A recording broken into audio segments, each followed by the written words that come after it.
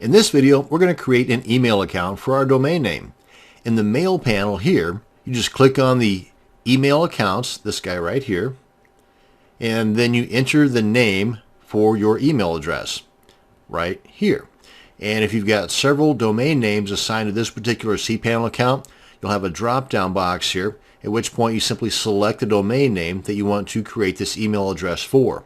Now, myself, I always create at least 3 email accounts for every one of my domain names. And this is just for me, but with a lot of different web hosting accounts, you can have an unlimited number of emails. Let's back up here and I'll show you what I'm talking about. Over here on the left panel, under email accounts, you'll see here where I've got an unlimited number available. And currently, I've got only 3 of those unlimited created. So we come on back here into email accounts. The ones that I create for every one of my domain names is name, that would be my name, at, then the domain name. Another one is sales, at, then the domain name. And the third one is support, at, then the domain name. Now, like with this particular web hosting account, I can have as many different email accounts as I want.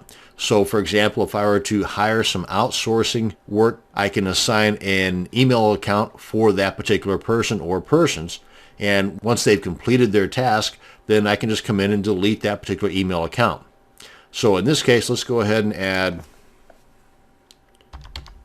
Joe at this domain name, give it a password, and I'm going to use the password generator because that's usually pretty solid. Just copy this. And you can always hit this generate password to change this, and you want to tick that box there. And you've got some advanced options here, but that's a little beyond the scope of this video. Go ahead and click on use password, and be sure and paste that or save that password somewhere because that's going to come in pretty handy later on.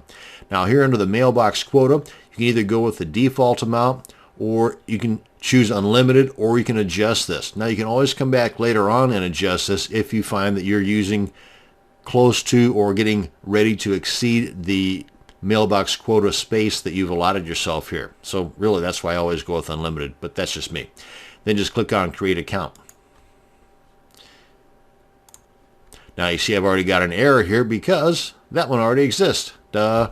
Anyway, that's how you go about creating it, and you know now what will happen if you try to create 2 email accounts with the same name. That said, you can always come in here and change the password. You can change the quota right here. That's what I was talking about here. And you can always just delete it here. Let's go ahead and see what's under the more options. Oh yeah, you can access the webmail account and you can configure an email client.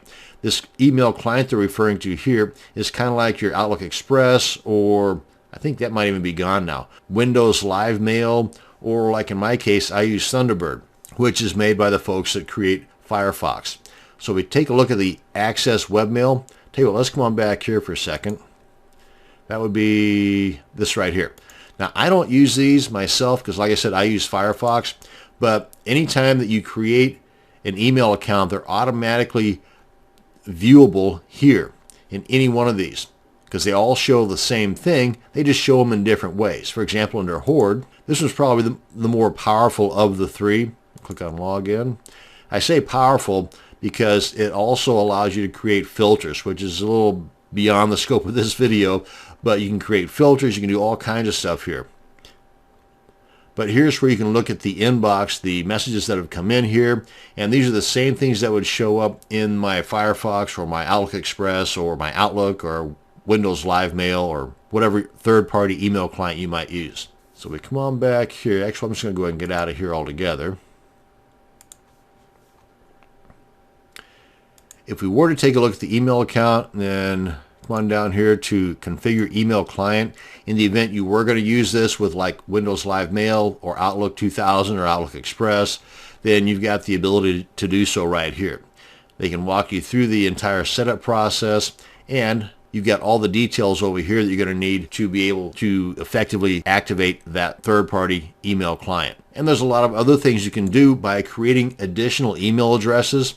For example, you might be able to set up autoresponders or mailing lists set upon a particular email address that you create here. And that's going to bring us to the end of this video on creating an email account. Thanks for watching, and you have a great day.